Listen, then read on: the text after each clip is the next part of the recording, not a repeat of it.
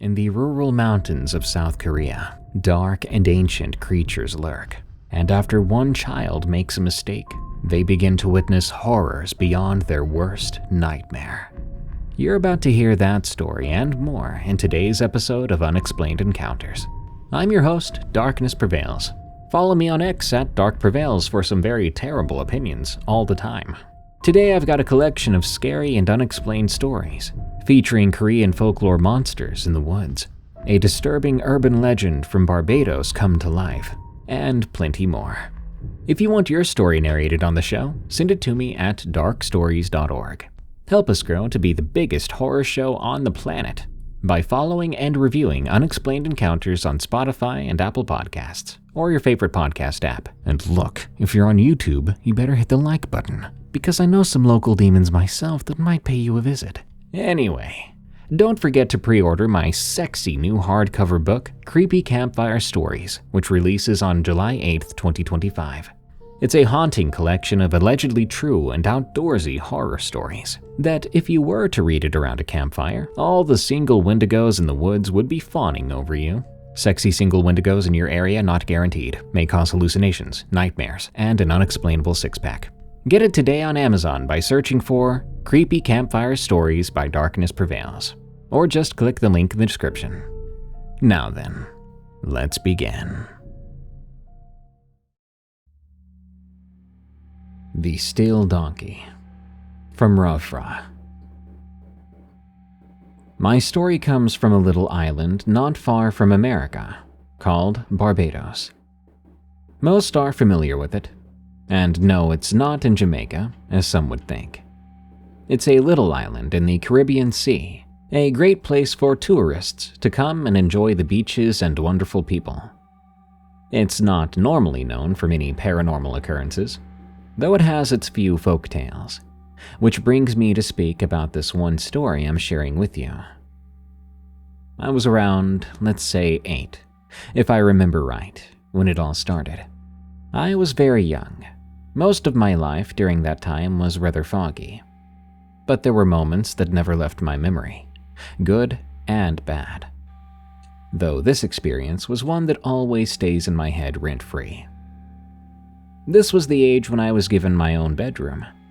I used to sleep with my 2 older sisters, but then my parents said I was becoming a big boy now and needed my own room. So they cleaned out an old storage room in the house and turned it into a room for me. I was very excited, because I would be able to have a big room to play in. Though it wasn't that big. I realized that when I got older. But back then, it was a big enough space to wow my little mind. I was ecstatic. Though as exciting as it was, I was still young, and the dark was something that I feared very much. So, occasionally, I'd either have my biggest sister stay with me until I fell asleep, or my mother, saying I would hear noises outside my window or I would see shadows. Which would be true. As a kid, our imaginations would run wild, seeing and hearing things, so they understood. After a year of finally getting used to my bedroom, I was now fully adjusted to it, and never really needed anyone to tuck me in. Though there was something that would still bother me about that room. The window. It had one window that faced the neighbor's house, which was like 10 feet away from our house. I even remember there was a kid who would visit his grandparents at that house. He used to talk to me through the window. That's how close it was. Though, odd part was, I used to hear something like chains occasionally on nights by that window, which was odd due to me not remembering seeing anything at all in the neighbor's side of the house where the window was. But I would hear them, like it was right below my window. Though I was too scared to ever take a look, keeping the curtain closed and window locked, I would mention it to my mom, and she would laugh, saying, "Oh, you're just hearing the steel donkey on the nights, dragging its chains on the roads at night, ready to drag away naughty kids." Now, I think that was her way of trying to keep me out of trouble. But it was terrifying to think that it was some kind of monster donkey outside my window wanting to drag me away. All I could do was believe her and keep that darn window shut. Then one night, something happened. It was a night where I stayed up late, watching late-night shows on Cartoon Network. I think I was watching an episode of Teen Titans. Not the watered-down version they play nowadays constantly. The real Teen Titans. The one that doesn't have "go" at the end and was well animated at the time. My mom and dad were out with my sisters in their rooms, doing girl things. I wasn't sure what that was, but all I knew was they weren't bothering me and my cartoons, so I was happy. While I was watching my cartoons, though, I heard them. The chains dragging along below the window again. Though it wasn't near me at first. It sounded like it was near the back side of the house where my room was. Now I was terrified, because they were only heard when I was in my room, where I definitely wasn't at this moment. I was sitting in the living room with the TV on, hearing those god-awful chains. So I tried to ignore it. I turned up the volume on the TV to see if ignoring it might make the noises stop. Though as I thought they were gone, I heard them again, this time at the window by my door, which was inches away from the living room. They moved? How did they move? They don't normally go anywhere else but my bedroom window.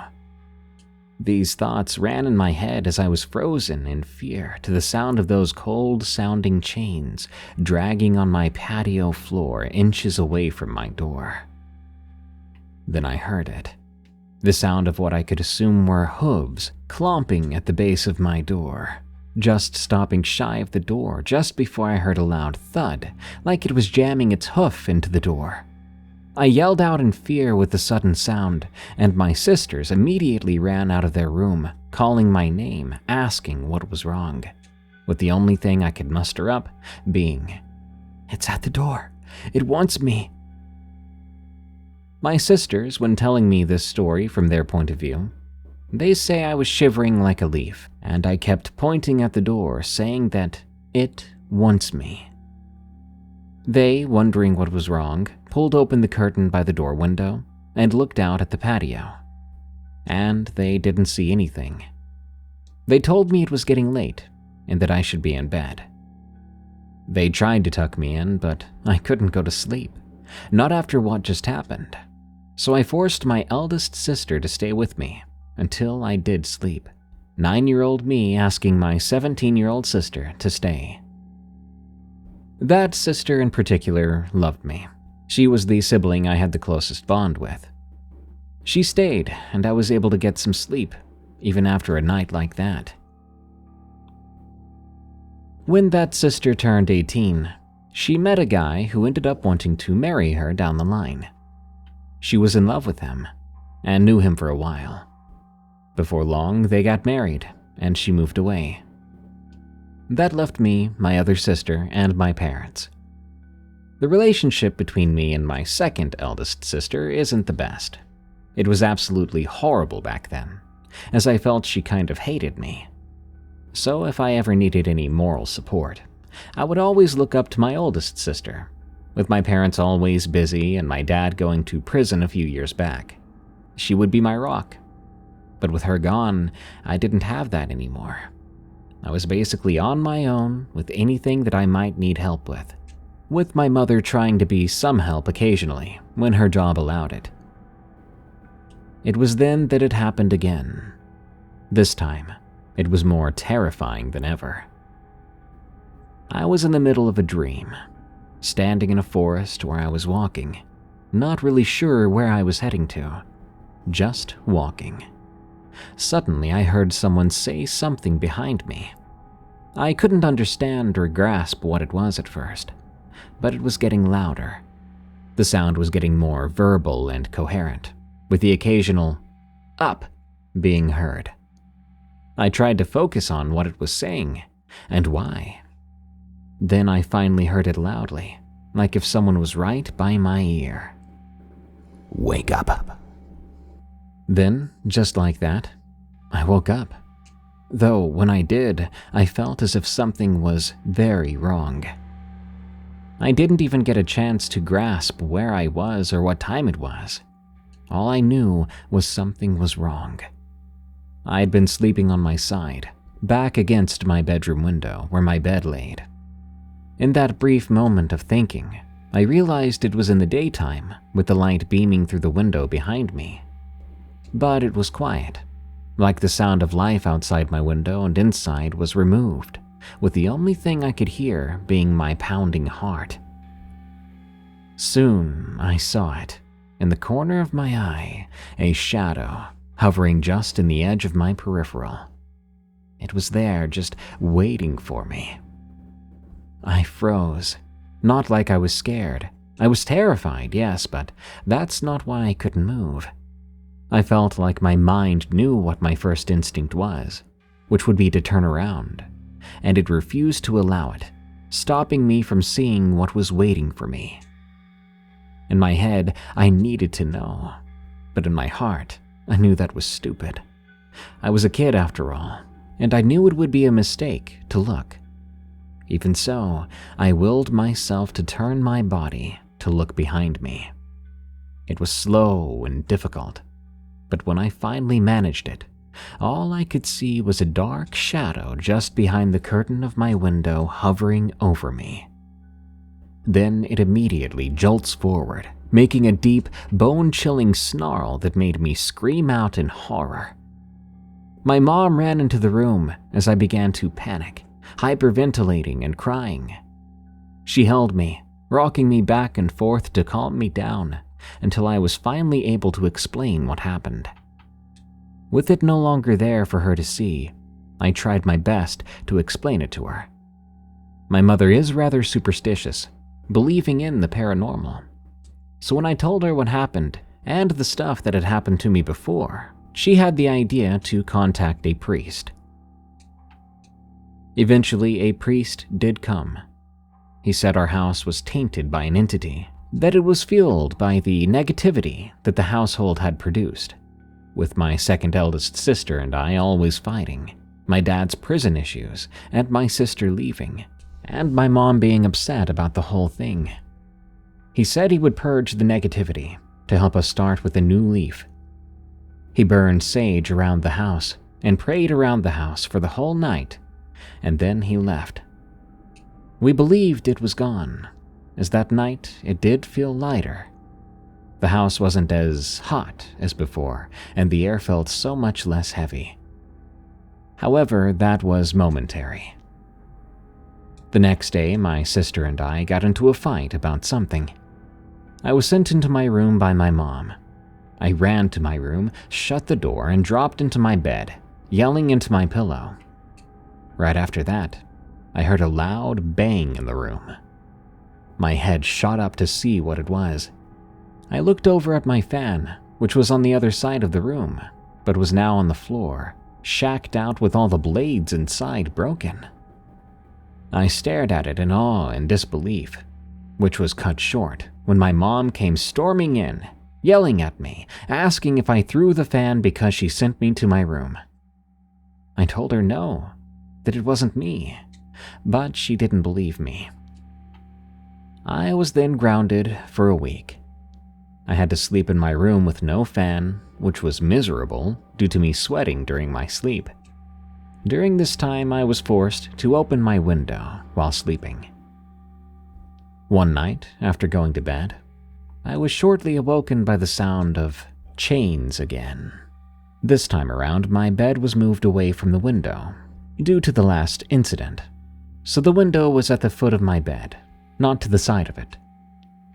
I woke up to the sound of these chains, but they weren't outside my window.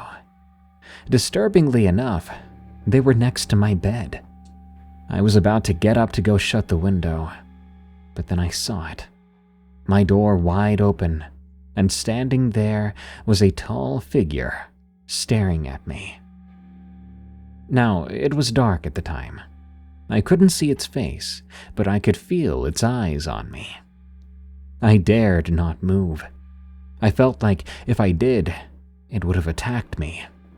However, I did do something stupid. I spoke to it. "Dad?" I asked, knowing it couldn't be him. He still wasn't home yet. The figure said nothing. It just stared at me, with the sound of chains hanging from its body as it looked. "Mom?" I asked, wondering if my mother was watching me sleep to see if I was okay. But there was no response. The figure stood there, quiet as it watched me. So all I did was close my eyes as tightly as I possibly could and tried to sleep. It was difficult, but I had to do it. I felt as though if I got out of bed, it would have done something to me. So I lay there for what felt like hours, eyes closed, eyes on me, before I felt myself drifting back to sleep, finally, either by exhaustion or my body wanting me to pass this horrible moment. But just before drifting off, I heard this very deep and gargling voice say, "Sweet dreams." Since that night, I've never had any more incidents with this thing. Later, I looked up the story of the steel donkey my mother referenced. From what I read, it was about a donkey that had chains it used to drag around the slaves of the old plantations, back in the day when Barbados was first colonized. The story said the donkey would drag the souls of the slaves that died on its chains when it was still alive, dragging them around to look for more souls to add to its chain links. People say that the slaves that are attached to it are seen just after you hear the chains of the donkey dragging around outside your home. People are warned that you should not open your windows when you hear the chains to keep the spirits from entering your home. I'm 23 now. I still live in that house with my parents. We don't get experiences like that anymore, but my God, was that a memory that will never leave me till this day. These days I look back on it and say, wow, that was my first experience with the unexplained. Even if it was a case of periodical night terrors or something real, it quite literally scared me crapless. Warning: the following story contains depictions of violence against animals. My memories from Korea. From Darbus. People ask why I never joined the hiking trips here in America. Why I make excuses when friends invite me to their cabins in the woods. I'll tell them I'm busy, that I have exams to study for. But the truth is more complicated than that. Creepier than that. When I was 12 years old, during winter break of my first year in middle school, my parents sent me to stay with my grandparents in their mountain village. Gosung is a small place in Gangwon province, near the eastern mountains. The village was dying even then. Most young people had left for cities, leaving only the elderly. My grandmother had been sick, and my parents thought I could help my grandfather around the house for a couple of weeks. I'd only ever visited there once before, when I was too young to remember it clearly. The village was nothing like Seoul, just 20 or so houses scattered along a narrow road that wound up the mountainside. No PC rooms, no convenience stores, not even reliable cell service. Just mountains and forest and silence. My grandfather's house was traditional. It had wooden floors and sliding paper doors, and a courtyard with persimmon trees.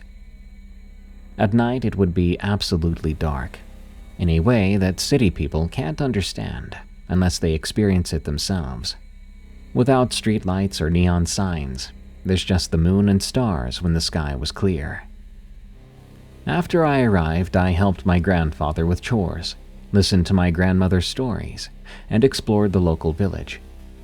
And that's when I first heard about the Dokkaebi. In Western stories, goblins are small, mischievous creatures. Our Dokkaebi are different. They're powerful spirits that can bring fortune or terrible misfortune. The villagers had maintained a small shrine at the edge of the forest for generations. Grandfather showed it to me. A simple stone structure with offerings of rice cakes and soju. He told me it was to keep the mountain Dokkaebi content, so they would bless the village instead of cursing it. I laughed when he said this. Soul kids don't believe in such things. We study science and English and mathematics. We didn't put much weight into superstitions. Grandfather didn't scold me for laughing, but his face was serious. He looked me dead in the eye and said, "The old ways may seem foolish to you, but some things remain true, whether you believe in them or not." I should have listened to him. 3 days later, I was bored and restless. My grandfather was gone, helping a neighbor repair their roof, and my grandmother was sleeping. I decided to explore the mountain path behind our house.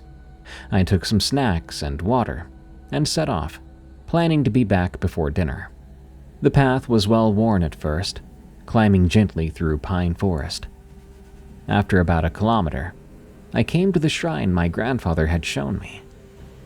The offerings had been replaced recently. There were fresh rice cakes and a small cup of soju. I'm not proud of what I did next. It was childish, very disrespectful. I picked up one of the rice cakes and took a bite of it. It was sweet and sticky. Then I drank some of the soju, grimacing at the unfamiliar burn. I'd never tasted alcohol before. As a final gesture of disrespect, I knocked over the stone altar, watching the carefully arranged offerings scattering on the ground. Keep in mind, I was a pubescent kid, a little boy with a bit of rage, feeling like I'd been abandoned here to help my grandparents. I said out loud, "Stupid superstition," and laughed at how dramatic I was being. As if in direct response, the wind suddenly picked up, howling through the trees, and the temperature, I swear, it dropped several degrees in an instant. Spooked despite myself, I hurried back down the path toward the village. That night brought the first encounter. I woke around 2 a.m. to a strange noise outside. A rhythmic tapping like someone gently knocking on every window of the house in sequence. A tap, tap, tap at the kitchen window, then silence. A tap, tap, tap at the living room window, then silence. When the tapping reached my room, I pulled the blanket over my head, telling myself it was just tree branches in the wind. The tapping stopped directly outside my window, replaced by a sound like wet breathing. Then a voice, neither male nor female, somehow both whispering and loud at the same time. "I accept your offering, child. Now I will give you something in return." I didn't move, didn't breathe, until morning came and the sun filled my room. I convinced myself then it had been a dream. The soju I drank, playing tricks on my mind. I didn't tell my grandparents about any of it. The second encounter came 2 days later. My grandfather kept rabbits in these hutches behind the house. 6 of them total, white and brown with soft fur and twitching noses. I enjoyed feeding them each morning, watching them hop around their enclosure. That morning I went out to find the hutches open and empty. At first I thought the rabbits had simply escaped, but I found what remained of them. They'd been arranged in a circle in the center of the courtyard, bodies splayed open from throat to tail. Their innards had been removed and arranged in patterns around them. Intestines coiled into spiral shapes, livers and hearts placed in specific positions. It was like a grotesque art installation. What disturbed me most was the precision of it. No splattered blood or signs of a struggle. Each cut was so clean and precise. My grandfather found me standing there staring. He pulled me away, his face pale. He said nothing as he cleaned up the scene, burying the remains in the woods. That evening, he went to the shrine with new offerings, higher quality rice cakes, more expensive soju, and something wrapped in red cloth that he would not let me see. "What did you do at the shrine?" he asked me that night. Feeling guilty and scared, I confessed to everything. I expected anger, but instead grandfather looked afraid. "The Dokkaebi has noticed you," he said. "We must be respectful until you go." I believed him this time. For 3 days, nothing happened. I began to relax, thinking that whatever killed the rabbits, which must have been a fox or wild dog, not some mythical goblin, had moved on. My parents called to say they would pick me up in 2 days, and I was eager to return to the normality of Seoul. The third and final encounter came on my last night in the village. I was packing my bag when the electricity went out. This wasn't unusual in the village. Winter storms here would often knock out the power. My grandfather lit oil lamps. My grandmother went to bed early, while my grandfather and I played Watu card games by lamplight. Around 10 p.m., he yawned and told me he was going to bed. He said, "Don't stay up too late. Your parents will be here early." I promised I wouldn't, but I wasn't as tired as him. After he left, I continued playing solitaire with the cards, enjoying the quiet. Suddenly, there was a thud on the roof, like someone walking with a limp. A thud and then a dragging sound, going from one end of the house to the other, then back again. I let myself believe it was snow falling from the tree branches, maybe a raccoon dog. Anything but what I feared it might be. The walking stopped directly above me. Then came a scraping noise, like someone trying to dig through the roof tiles. I blew out the lamp and sat there in the dark, barely able to breathe. After a minute of silence, I began to think it was over, until I heard a voice coming from directly behind me. "Why did you extinguish the light? Don't you want to see my face?" I screamed and leapt away, spinning around. In the dark, I could just make out a figure standing where no one had been moments before. It was tall, taller than any man, and with proportions that didn't match any man either. I backed toward the door, fumbling behind me for the handle. The figure took a step forward into a patch of moonlight coming through the window. What I saw will never leave me. Its skin was the deep red of congealed blood, wrinkled like an old person's, but stretched tight over an inhuman skull. A single horn protruded from its head, not like a rhinoceros, but more like a twisted branch of black wood. Its mouth was wide, splitting its face nearly ear to ear, filled with teeth that resembled broken pieces of pottery. And its eyes were entirely black, reflecting the moonlight. In one hand, it held what looked like a club or a hammer, but the shape of it seemed to shift when I tried to focus on it. I remember what it said next. "You took from me. Now I will take from you." It reached for me with its free hand, with too many fingers, all too long. I don't remember opening the door. I don't remember running into the forest in my socks, with no coat despite the winter cold. I remember only fragments, my lungs burning, falling multiple times. Somehow I found myself at the village shrine, collapsed before the stone altar I desecrated days earlier. I was crying and praying, promising anything, if only the thing would leave me alone. I felt a hand on my shoulder and screamed again, but it was only my grandfather. He had followed my tracks in the snow. His face was grim, and he helped me up. "Did it touch you?" he asked. In sobs, I shook my head. "Then you can still leave." He would not let me return to their house. we walked over to the neighbor's house instead. I spent the night huddled under blankets, jumping at every noise. My grandfather returned to our house alone to pack my things. When my parents arrived the next morning, I was frantic to leave. My grandfather spoke to them privately while I waited in the car. As I sat there, I stared at the tree line, waiting for any sign of movement. I never told my parents the full story, thinking they would call it a child's nightmare or homesickness. I never went back to that village. My grandparents passed away years ago. The house sold off to strangers. I've dreamt of that night, of the Dokkaebi and its twisted smile, but in my dreams I never get away. So you ask me why I don't go hiking, why forests make me nervous. Well, now you know.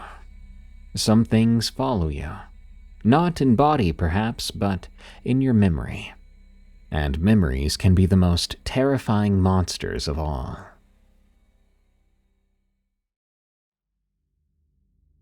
UFOs and Voices in the Night.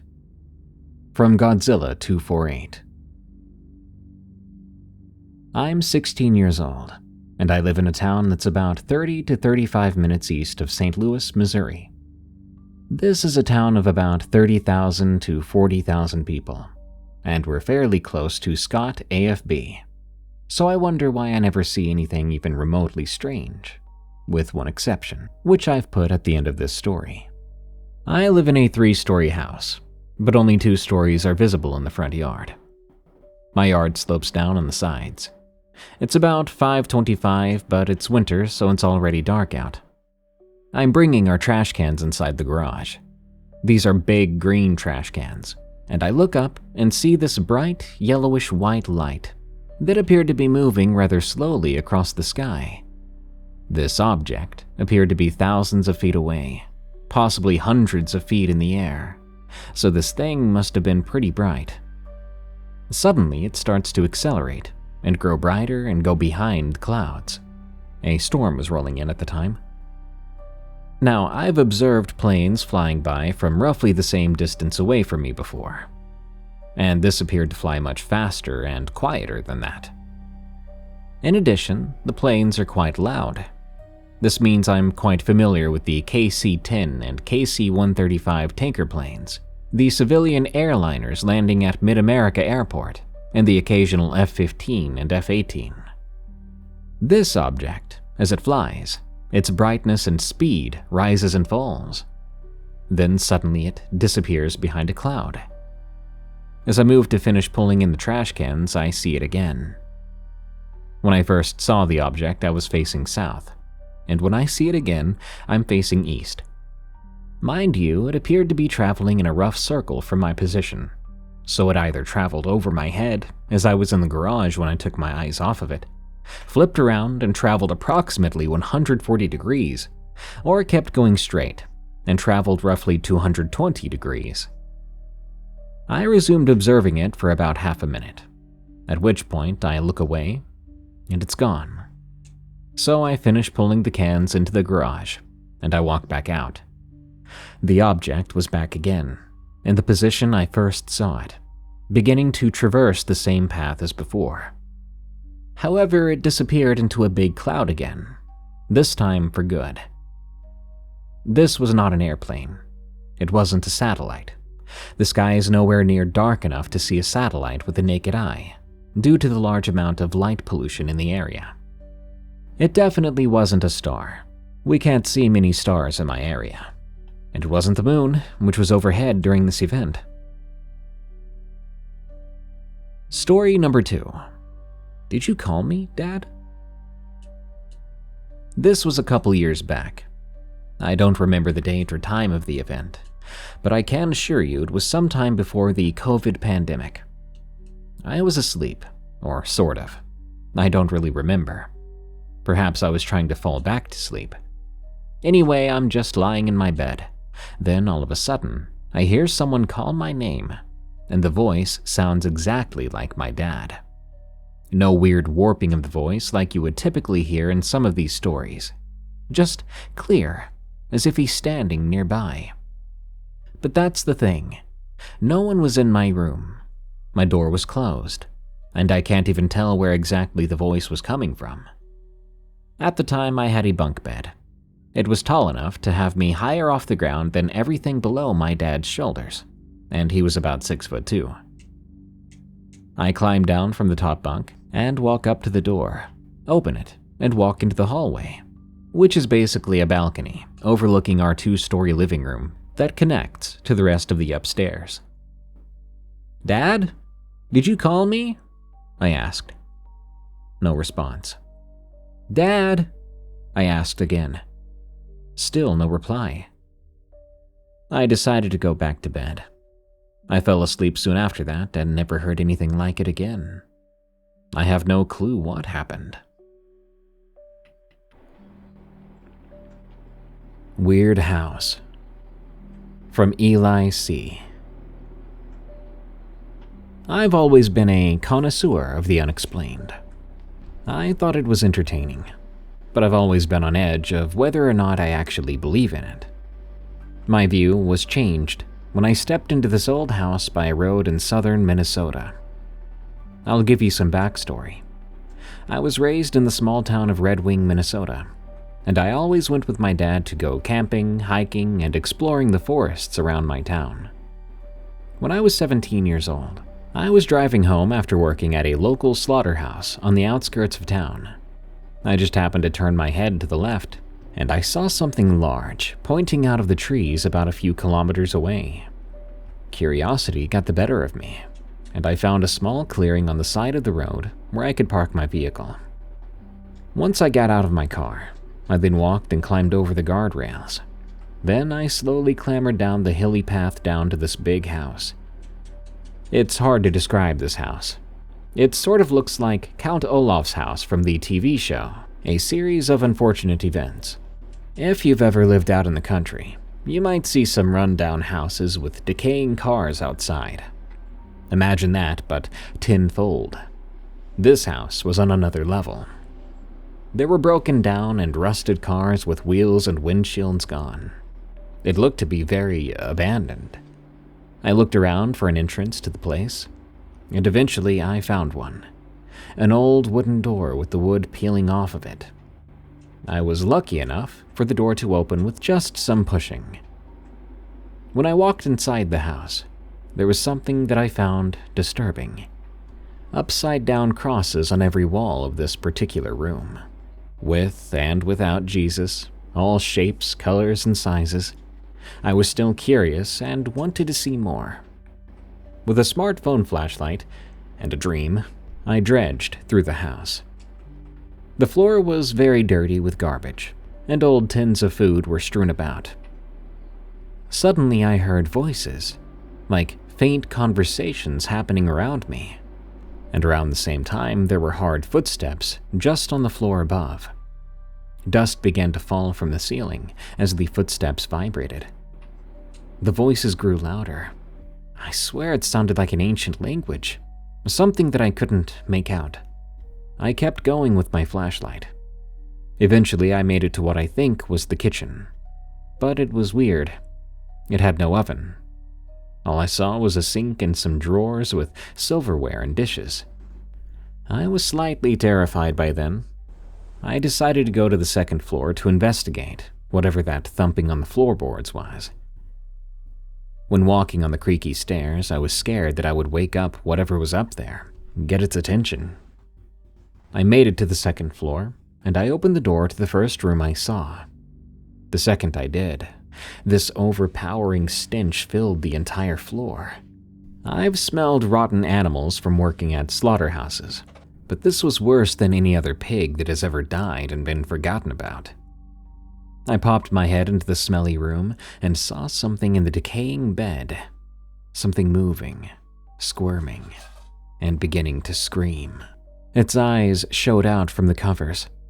Golden brown eyes that looked like they'd seen everything. It slowly stood up with covers drifting off its body. The misshapen monster-type thing, I can't even describe what this thing even was, or if I should have even told anyone. But it was rising. I then heard the voices again, rushing at me tenfold in that strange language. I'd woke up something bad, something evil. The thing screamed at me again.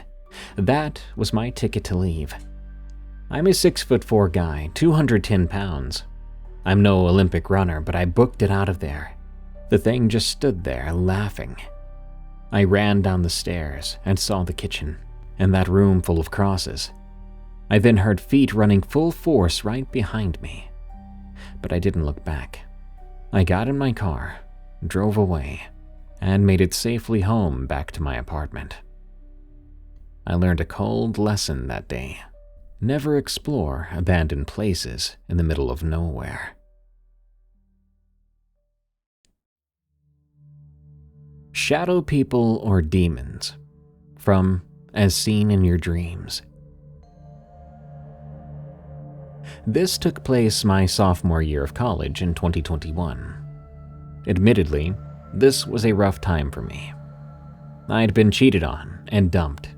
COVID had hit.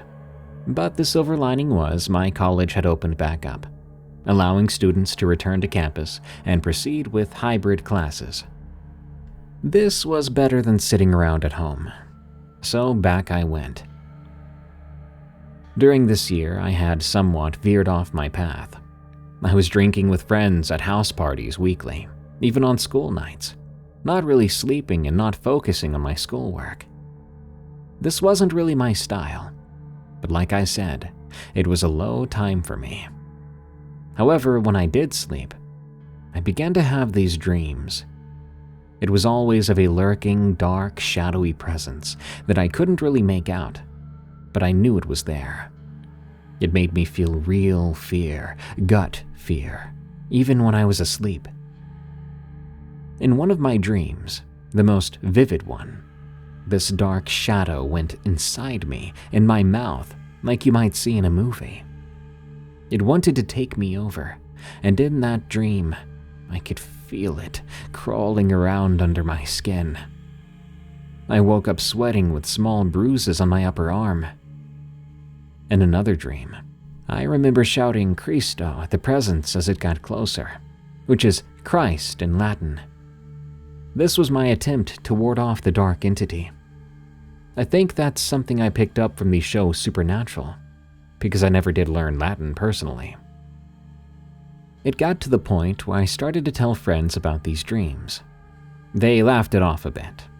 I mean, I would too, but some suggested that I should see a priest.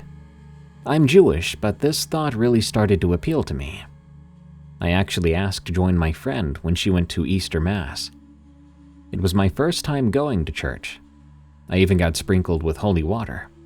I expected my skin to sizzle or burn, but it didn't. One night after that, I was alone in my room sitting at my desk.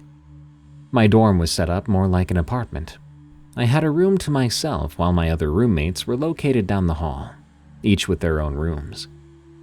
My bedroom door was directly behind me, left open a crack. Only one other of my roommates was home and in her room at the time. As I sat doing my homework, I felt a presence behind me. It was palpable, making my ears perk up. I listened for a sound, but nothing came. So I turned around, and nothing was there.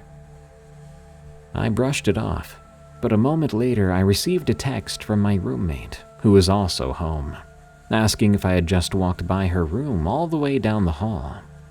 My heart was beating out of my chest. I jumped up and ran to her room to ask what she saw.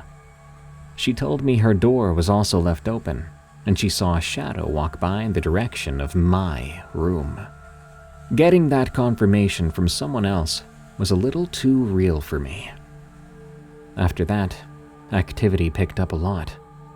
I would notice dark shadows in my peripheral, or in the corner of the room in our apartment. I would find myself looking in the direction of the shadows, or do a double take of what I thought I saw. My roommates would notice it too, but no one else had reoccurring demon dreams. Our dorm was in a relatively new building. I didn't think it was haunted. Looking back, I think I was in such a dark place in my life that I may have attracted some dark energy. Things in my life improved. I started to date someone new. The school year came to an end, and I moved off campus. After that, I stopped having demon dreams and stopped seeing shadow figures. Maybe it's not the craziest story, but it felt like a lot was at play beyond what the eye can see. I've never experienced anything like it before. Let me know what you all think.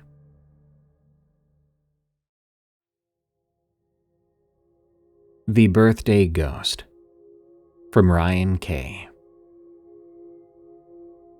The year I turned 4, I moved to this house, a nice house.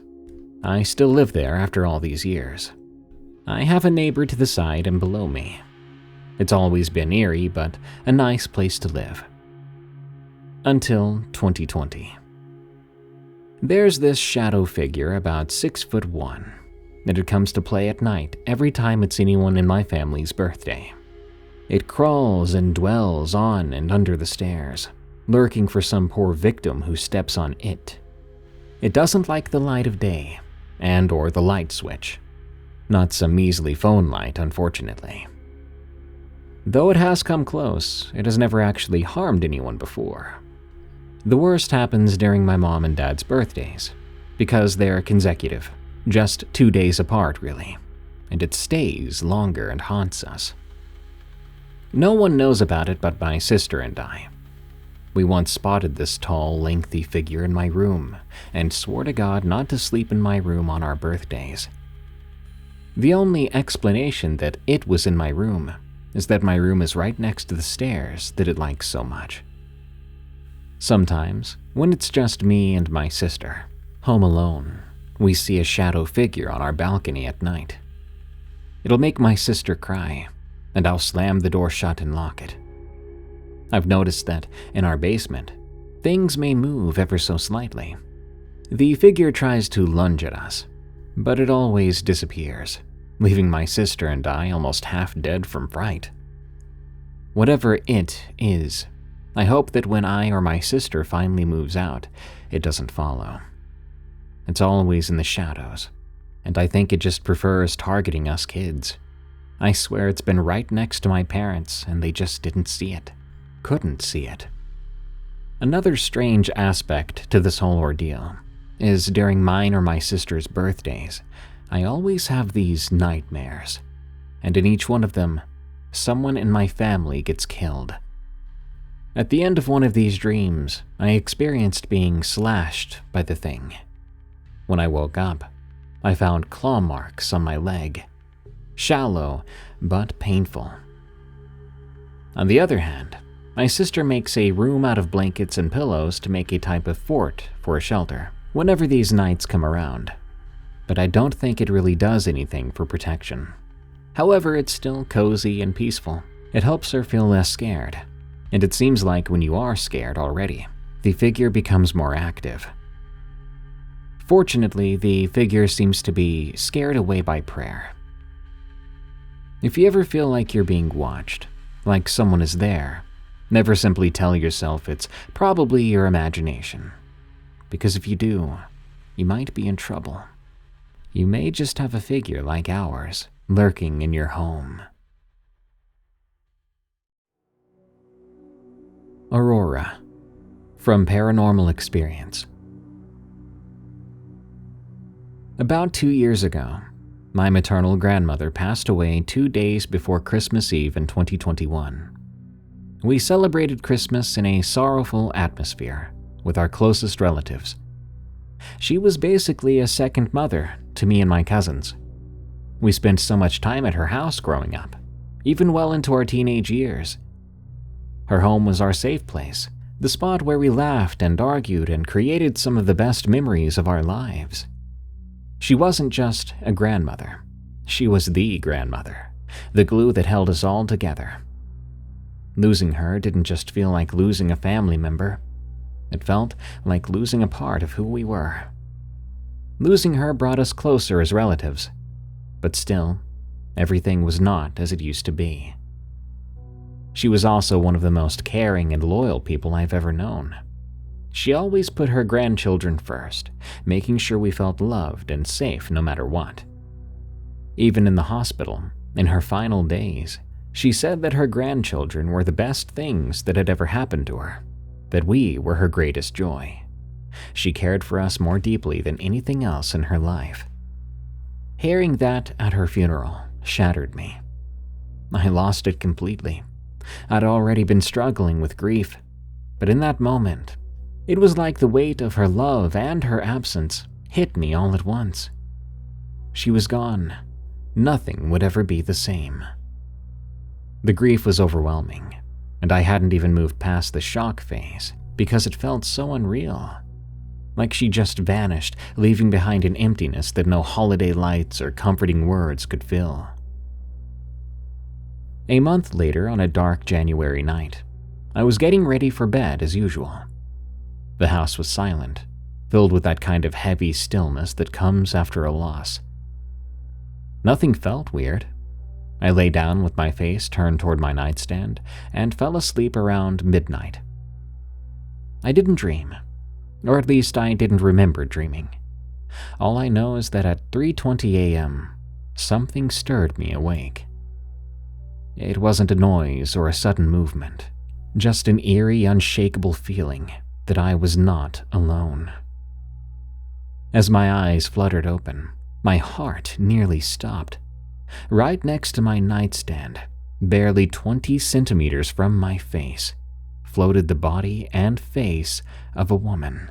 She was hovering silently, watching me. The air felt thick, like the whole room was holding its breath. I stared at her, my mouth open in shock. My body refused to move. My first thought was I had sleep paralysis. I had heard of people hallucinating strange figures during these episodes, but this felt too real. The details of her face, the way she seemed solid. It wasn't like a fleeting shadow in the dark. This was something else. Finally, I managed to sit up, rubbing my eyes, trying to force the illusion away. I even slapped myself, hard enough to sting. But nothing changed. She was still there, staring at me with a soft and knowing smile. And then the realization hit me like a punch to the chest. My God, that's my grandmother from my father's side. She's still alive. Panic surged through me. I lost my breath, and before I could stop myself, I blurted out, "What the heck is happening?" The figure just kept smiling, calm and unshaken. She had my grandmother's face, her hair, her warm eyes, the same ones that had looked at me countless times with love. But something was off. Her legs were missing, her body fading into nothing below the waist, like she had been cut off from reality itself. She didn't feel threatening, but there was something deeply unsettling about it. A ghostly version of my living grandmother was standing in my room, reaching across from some unseen boundary to visit me. Why? Why now?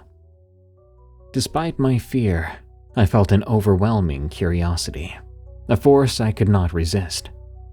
Slowly, I reached out my hand toward the figure, and to my utter shock, she reached back.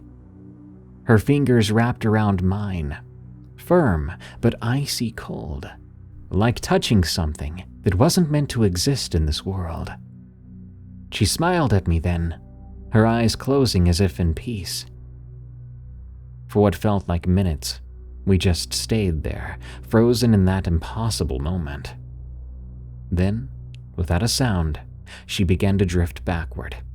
Slowly, she glided toward my closed bedroom door, fading as she moved. And, just like that, she was gone. I sat in my bed, gripping the sheets, my pulse hammering in my ears. Sleep was impossible for me after that.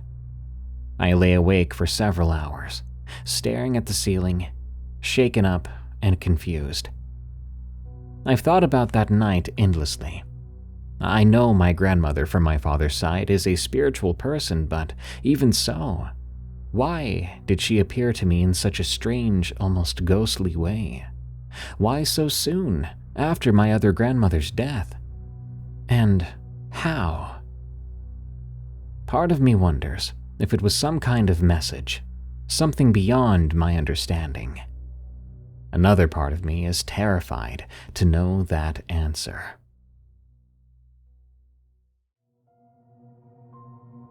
Do you believe in ghosts?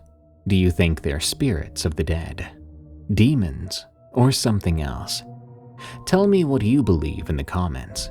Personally, I'm partial to the echoes of the past idea myself, but I'd love to know what you think. Good night. Thanks for tuning in to another episode of Unexplained Encounters. I'm your host, Darkness Prevails. Follow me on Twitter at Dark Prevails, where I commissioned a cute little comic of my persona doing something dumb. If you want your story narrated on a future episode, send it to me at darkstories.org. Help me get our show to be the most popular horror show on the planet by following and reviewing on Spotify and Apple Podcasts or your favorite podcast app. Thank you. And lastly, be sure to pre-order my upcoming new book, Creepy Campfire Stories, on Amazon or via the link in the description. It's this sexy hardcover collection of scary outdoorsy stories.